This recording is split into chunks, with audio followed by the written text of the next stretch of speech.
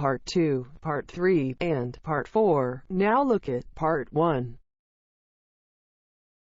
Part 1. 1. You are going to hear a conversation between a student and an academic advisor. First, you have some time to look at questions 1 to 4.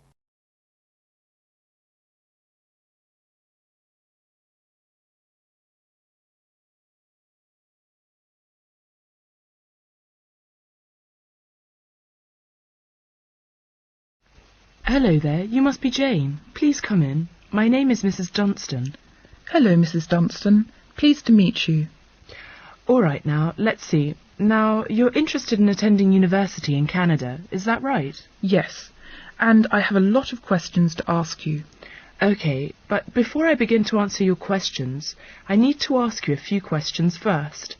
Now, your major is... Engineering. Mechanical engineering. Right, and where did you graduate? I graduated from the Beijing Institute of Machinery in July 1998. I completed my bachelor's degree. Okay, now, I'm assuming you'll want to continue studying in that field, am I right? Actually, I'd prefer to do an MBA if possible.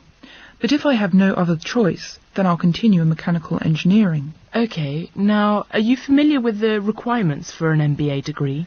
Yes. Before you hear the rest of the conversation, you have some time to look at questions 5 to 10.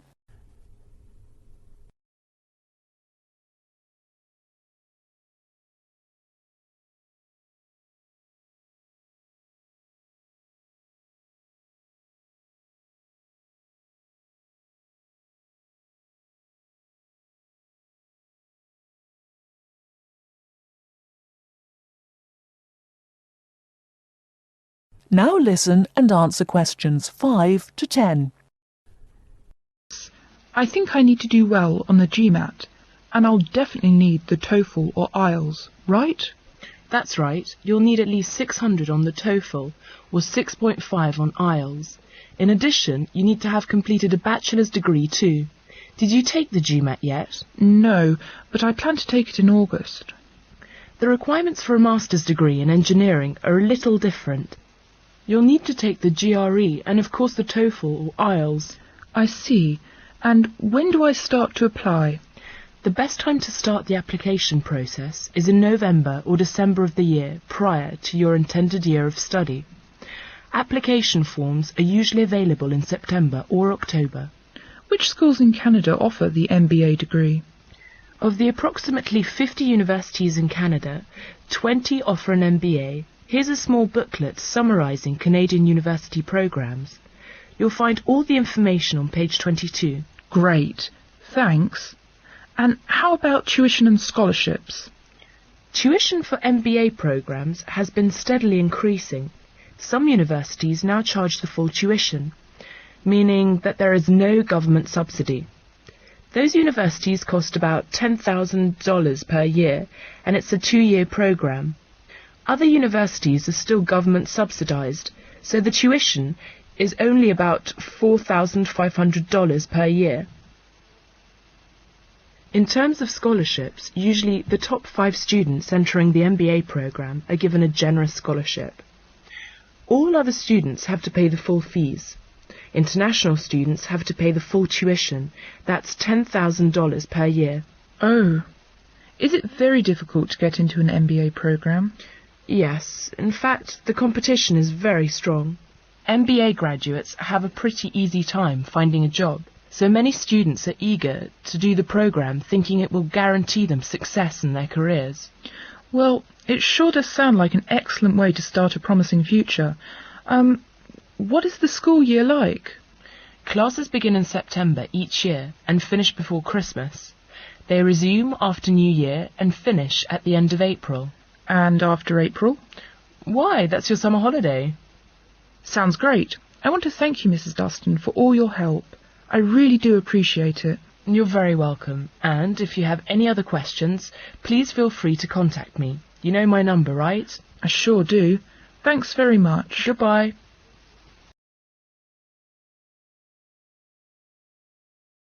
That is the end of Part 1. You now have half a minute to check your answers.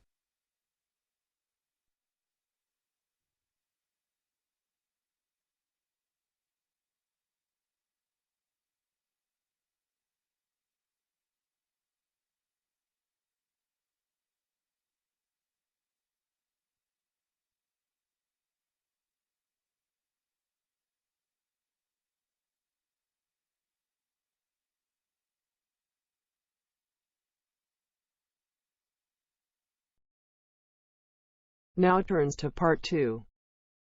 Part 2. You will hear two geography students talking. An older student, called Howard, is giving advice to a younger student, called Joanne, on writing her dissertation. First, look at questions 11 to 14.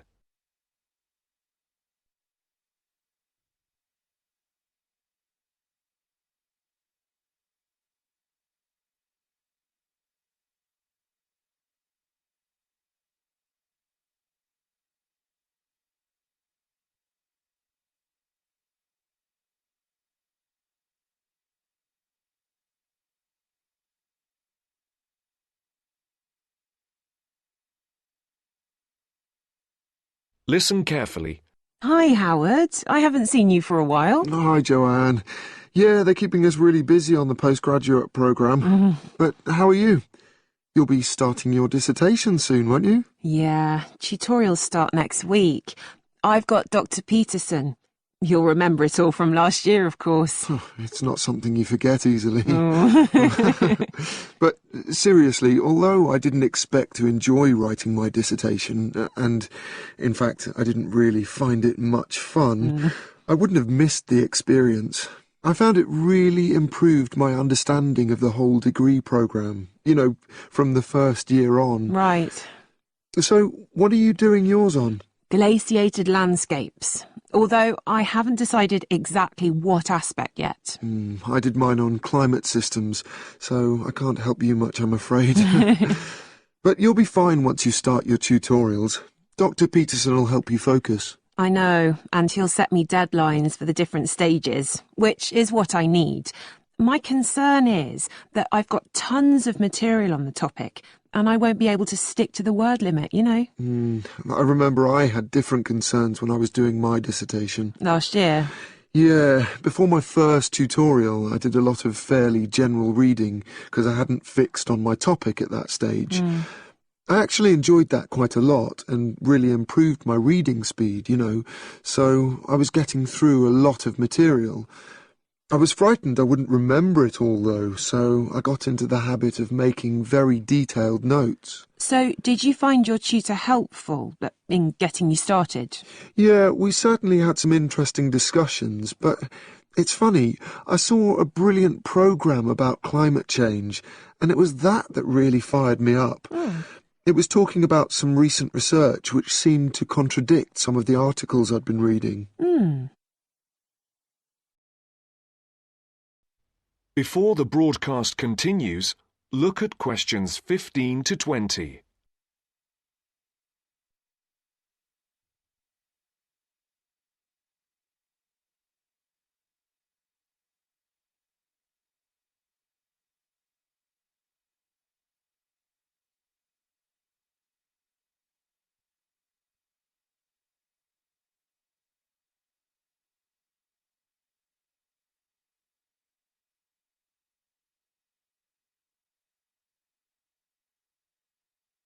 You will now listen to the second part of the talk.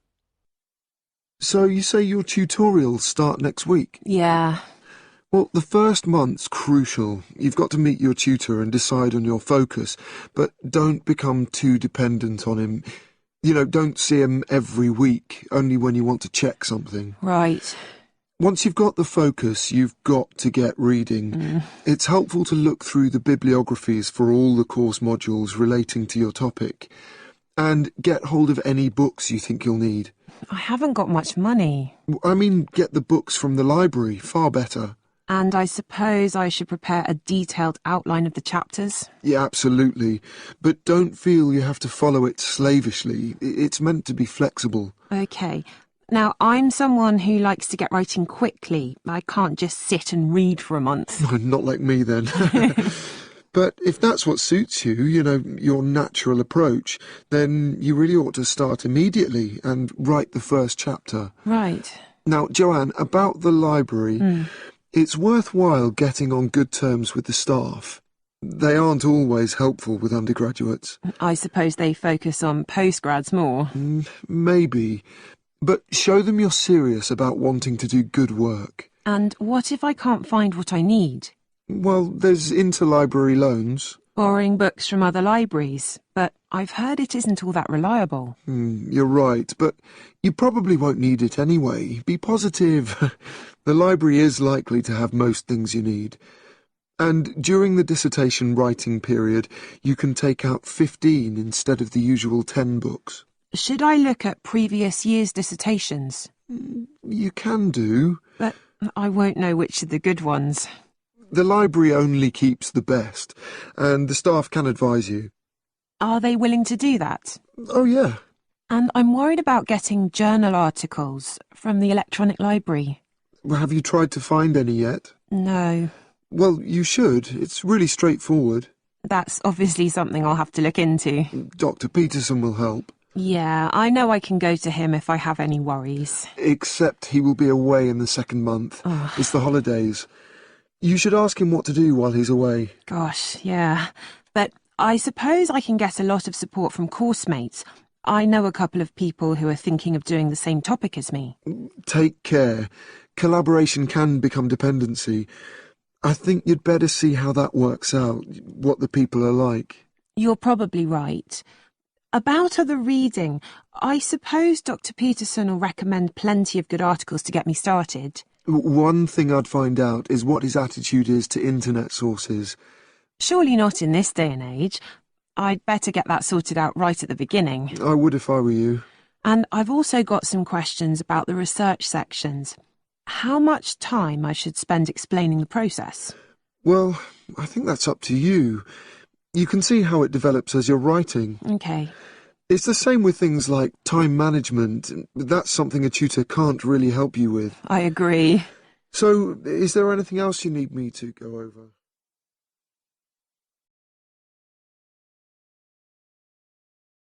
That is the end of part 2. You now have half a minute to check your answers.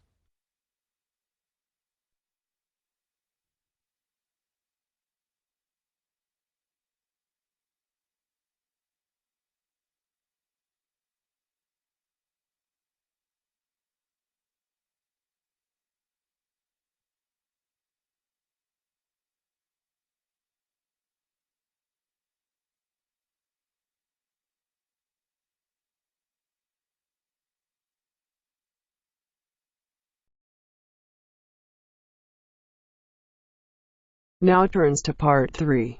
Part 3. You will hear a woman talking about a number of different beaches to a group of tourists. First, you have some time to look at questions 21 to 25.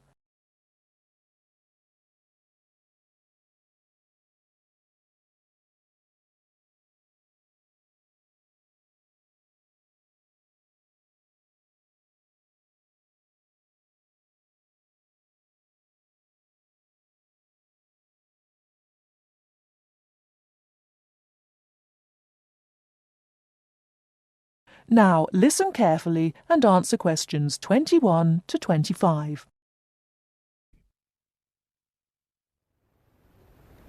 Right, let's move on to the beaches here, which are absolutely beautiful. You do have over 100 to choose from. They're mostly sandy beaches, and they vary from the largest, which is 2.5 kilometres long, to tiny sandy coves. But there are a few that I'd really recommend you to visit. So, looking at this pamphlet, first of all, there's Bandella Beach. This beach is 1 kilometre away from the old fishing village of Bandella, which is a beautiful spot. If you park in the car park behind it, there's a small path which leads down to the bay. It's very pretty because the whole beach is backed by pine trees, so it's very sheltered. The beach itself is very clean and the water is shallow and safe. That, together with the soft sand, make it an ideal beach for children and non-swimmers. A little further round the coast, again to the east, in the eastern corner of the island, is the spectacular Da Polata beach, which is basically a long inlet. The land around this beach is marshland. It's all marsh, and there's a stream which winds through it, and the stream goes into the sea. And the beach has lovely pale gold sand. Access to this beach is quite tricky, and not for the less energetic. You have to go down a long flight of steps, 190 to be exact. But you'll be relieved to know that there's also a road which winds down to a car parking area. When you're level with the sea, there is a handful of shops and bars, and you can hire some beds and umbrellas. Continuing round the island, just past the tip of Calne, is the next beach I'd suggest you visit, and this is Sanget. Why? Because there isn't a beach longer than this on the island. If you want to know, it's exactly 2.5 kilometres long, and that's a bonus because it means it never gets overcrowded. It has golden sand and clear blue water shelving into the sea. Before you hear the rest of the talk, you have some time to look at questions 26 to 30.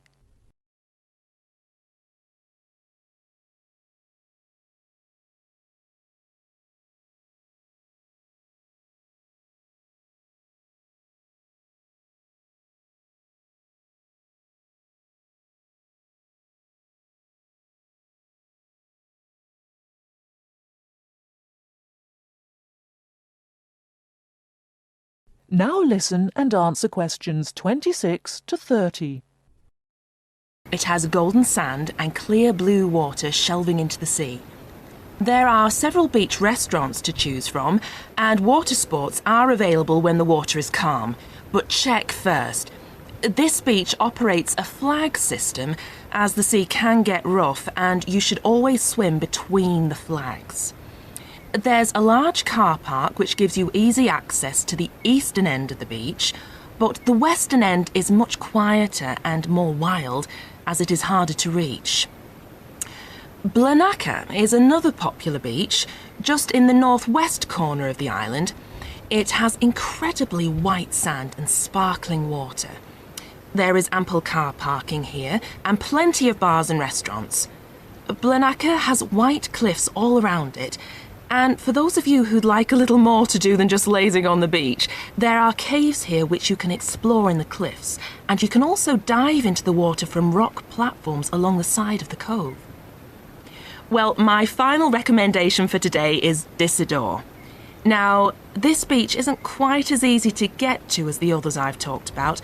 It's quite a remote little beach, tucked away here next to Blanaka. You can reach Dissidor by a steep slope which goes over some sandbanks. The beach itself is small and pretty, with a reddish-coloured sand and some stony areas on its eastern side. Despite being quite small, the bathing is good, and you can also go fishing here from the rocks at either side. It's a good idea to take some food and drink with you if you decide to go here, as there's only one little bar which isn't always open. So, that should give you plenty of ideas to choose from over the next 2 weeks. And if you have any further questions... That is the end of part 3. You now have half a minute to check your answers.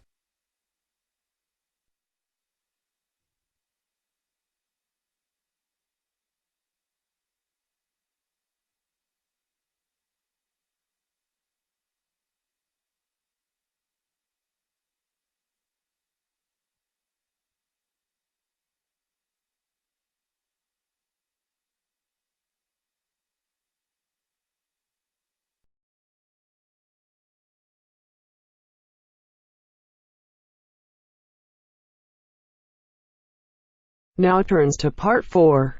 Part 4. You will hear part of a lecture about a crater in Australia. First, you have some time to read questions 31 to 40.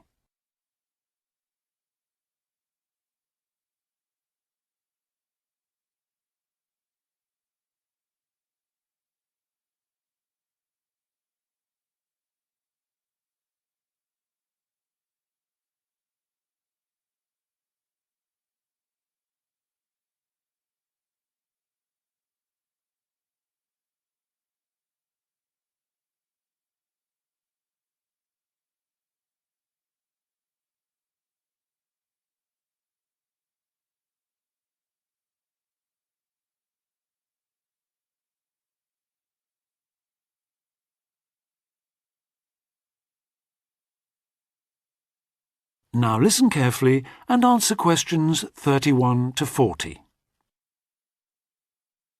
Lake Acraman in South Australia is Armageddon for the purist.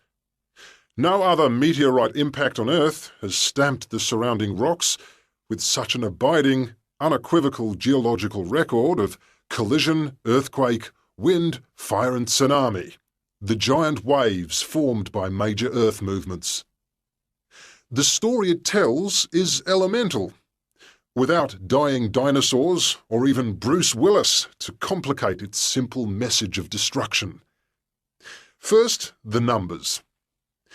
About 590 million years ago, a rocky meteorite more than 4 kilometres across and travelling at around 90,000 kilometres an hour slammed into an area of red volcanic rock about 430 kilometres northwest of Adelaide.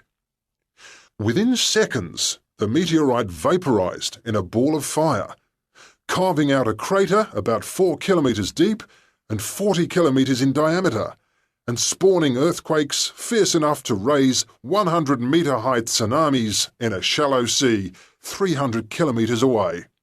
Ancient, stable and unglaciated, the bedrock of Australia preserves some of the most photogenic impact craters in the world. Acraman is not one of them. 500 million years of erosion has taken its toll. A salt pan surrounded by low hills is all that remains to mark the site of the cataclysm. The true nature of the place dawned on geologist George Williams of Adelaide University in 1979. Gazing at a sheaf of newly acquired satellite images, he saw the small circular shape of Lake Acraman surrounded by a ring of faults and low scarps 40 kilometres across, and an outer ring twice this size. A year later, he made it to the site. On islands near the centre of the lake, Williams found bedrock shattered in a conical pattern that experts consider a sure sign of a meteorite impact. Except for a crater, which had long since eroded, the area was a textbook example of an impact site. In 1985, further intriguing evidence turned up.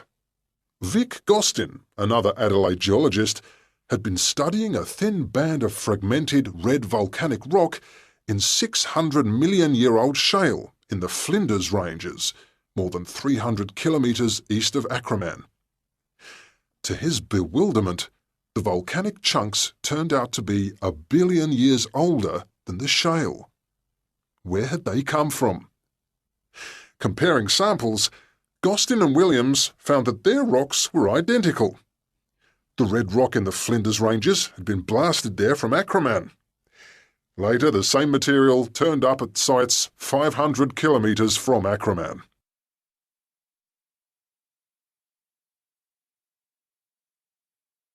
Everywhere, the bands of fragments showed the same structure. Coarse pebbles at the bottom, then a cocktail of silt and sand, then layers of increasingly fine sand distorted on top into a wavy, scalloped pattern.